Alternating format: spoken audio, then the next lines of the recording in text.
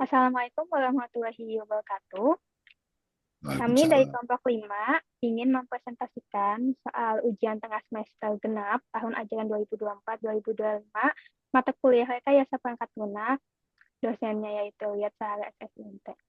Untuk kelompok 5, anggotanya terdiri atas saya sendiri yaitu Zahwa Nur Fadlani, lalu selanjutnya ada Muhammad Diska Puja Utomo, lalu selanjutnya ada Andra Alvinoza, lalu selanjutnya ada Yulio Langga Darmawan, dan yang terakhir ada Yubelki Yosef Husni.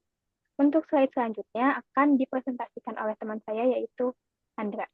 Silahkan. Ya, terima kasih Mbak Zawa.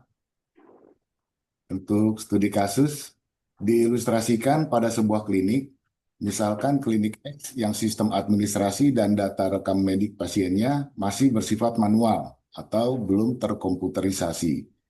Jika seorang pasien ingin berobat atau memeriksakan kesehatannya kepada dokter di klinik tersebut, sebelumnya pasien harus mendaftar ulang dengan menyerahkan kartu pasien ke bagian administrasi. Tetapi bagi pasien baru yang belum pernah berobat di klinik tersebut, pasien baru itu harus mendaftar terlebih dahulu untuk didata dan mendapatkan kartu pasien. Setelah mendaftar ulang, pasien menunggu di ruang tunggu sampai bagian administrasi mempersilahkan pasien masuk ke ruang pemeriksaan untuk diperiksa oleh dokter. Dokter memeriksa pasien dan hasilnya ada sebuah diagnosa penyakit dan sebuah catatan resep yang berisi obat-obatan yang akan diberikan kepada pasien untuk menyembuhkan penyakit pasien tersebut. Catatan dari dokter yang berisi diagnosa penyakit pasien dan catatan resep pasien itu nantinya akan disimpan oleh bagian administrasi dan akan dibedakan tiap pasiennya. Data-data pasien tersebut nantinya bisa digunakan untuk pemeriksaan lebih lanjut atau jika pasien yang sama kembali berobat ke klinik itu. Next. Nah, ini adalah alur sedang berjalan.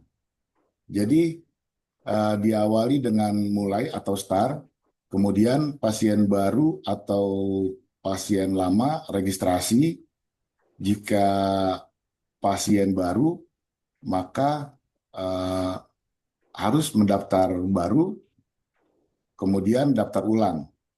Jika pasien lama, langsung ke daftar ulang, kemudian masuk ke ruang tunggu. Setelah itu, eh, pasien jika boleh masuk, maka langsung ke pemeriksaan dokter. Jika tidak, maka akan kembali ke ruang tunggu. Setelah dari pemeriksaan dokter, pasien akan mendapatkan resep dan menerima resep dari dokter. Kemudian mendapatkan obat, setelah itu selesai.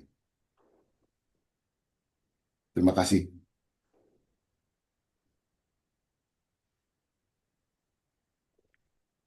Untuk next slide akan dipresentasikan oleh Yubelki. Silahkan Yubelki.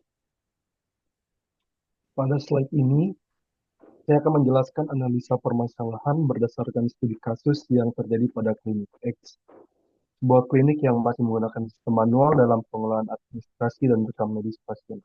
Yang pertama adalah keterbatasan sistem manual. Dalam sistem yang berjalan saat ini, proses pendaftaran ulang dan pencatatan data pasien masih dilakukan secara manual. Hal ini membuat proses menjadi lambat dan membutuhkan banyak tenaga manusia. Selain itu, sistem manual sangat rentan terhadap kesalahan pencatatan, kehilangan data, serta sulit dalam pelacakan riwayat kesehatan pasien. Yang kedua, keterbatasan akses informasi. Klinik mungkin mengalami kesulitan dalam mengakses data pasien secara cepat dan efisien. Ini bisa menghambat proses pelayanan pasien dan mengganggu kecepatan diagnosis dan perawatan. Selanjutnya itu ada keterbatasan integrasi data. Data pasien yang disimpan secara manual mungkin sulit untuk diintegrasikan dengan sistem lain, seperti sistem laboratorium atau sistem pembayaran, yang dapat menghambat koordinasi perawatan pasien yang efektif. Analisa permasalahan yang terakhir itu ada keterbatasan analisa data.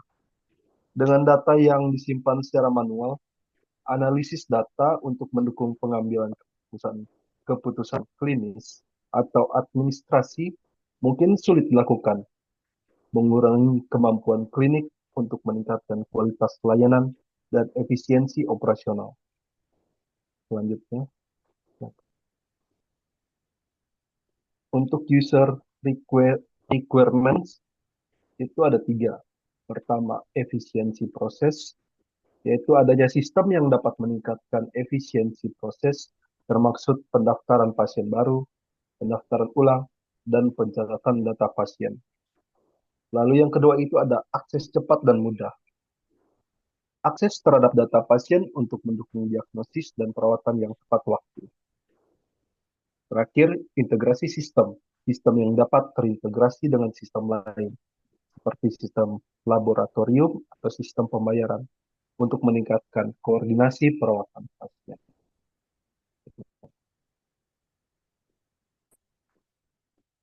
Oke, baik. Untuk slide selanjutnya akan dibacakan oleh Yunio. Silahkan.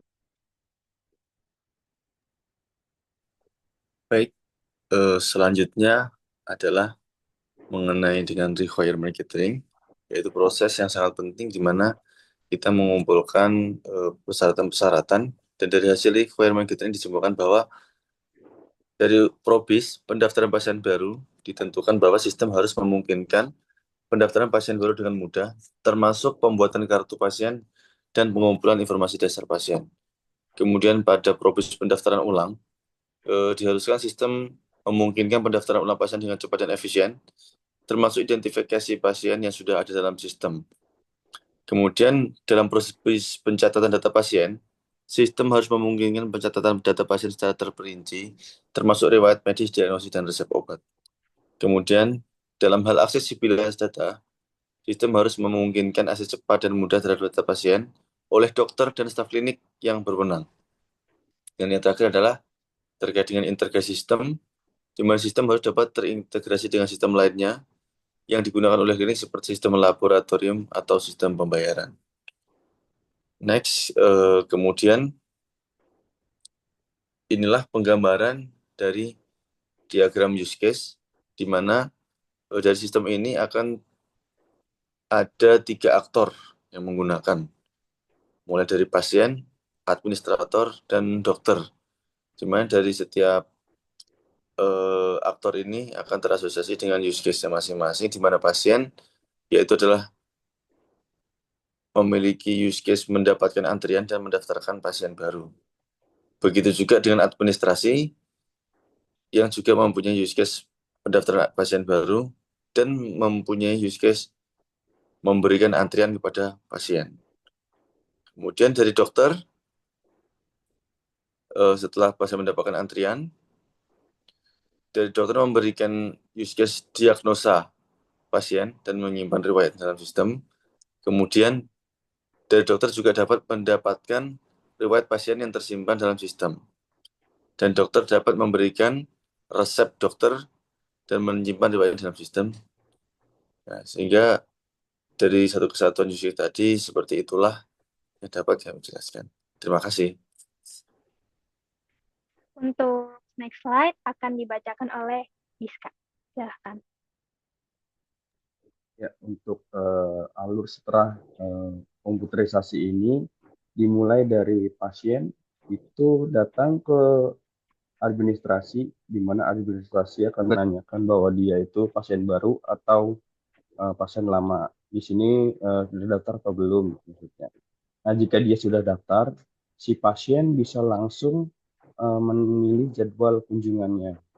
Nah, jika dia belum mendaftar atau dia pasien baru, dia akan mengisi form daftar, di mana yang mengisi itu adalah admin itu sendiri, karena pasien kemungkinan kan lagi sakit, gitu kan. Di sistem ini kan kita untuk rumah sakit, di mana pasien ini nanti datanya akan diinput oleh admin, itu mengisi form. Nah, jika formnya ini lalu si admin ini menyimpan di sistem, nah sistem ini akan memvalidasi untuk datanya, yaitu kalau dia masih ada yang error atau salah, maka dikembalikan lagi untuk mengisi formnya untuk dibenahi atau diperbarui. Nah, jika dia benar, maka si sistem akan menyimpan dan si pasien mendapatkan ID ID-nya atau kartu pasiennya. Nah, dari setelah dia mendapatkan kartu pasien, dia akan bisa memilih jadwal.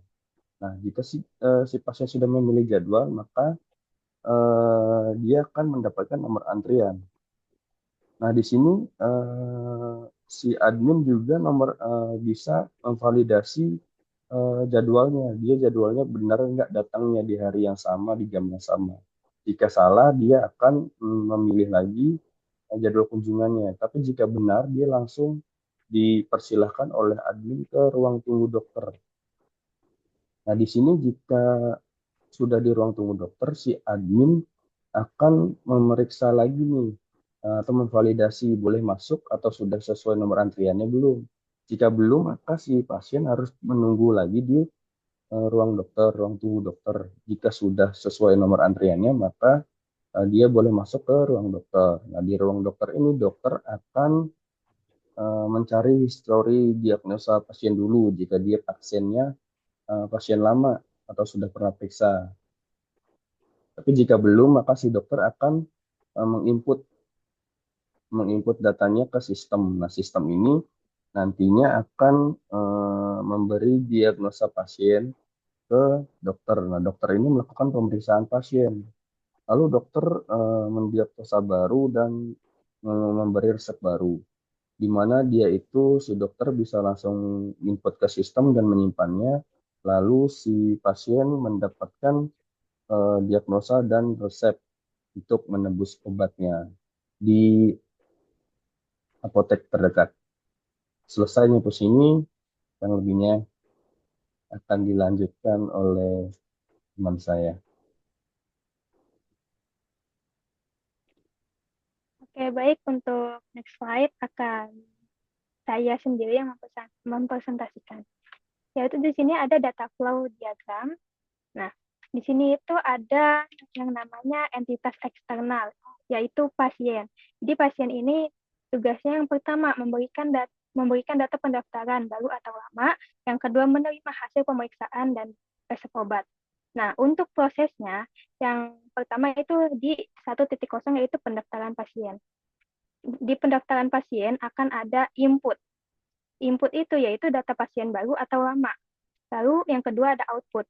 Outputnya ini berupa kartu pasien dan data pasien untuk administrasi. Lalu next ke data store atau D1. Data store ini yaitu data pasien. Jadi datanya itu sudah ditambahkan dari si pendaftaran pasien tadi. Lalu yang selanjutnya akan lanjut ke 2.0 atau pemeriksaan oleh dokter. Untuk inputnya yaitu data pasien dari administrasi tadi. Lalu outputnya yaitu ada diagnosa dan catatan resep. Nah, lalu akan ke data store lagi. Data store lagi itu yaitu rekam pemeriksaan medis atau rekam medis pasien. Dan ya lalu akan muncul ke 3.0. 3.0 ini ada administrasi pasca pemeriksaan. Inputnya berupa diagnosa dan resep dari dokter. Outputnya itu berupa penyimpanan catatan medis dan resep. Lalu akan di-save ke data store D1 dan D2 diperbarui.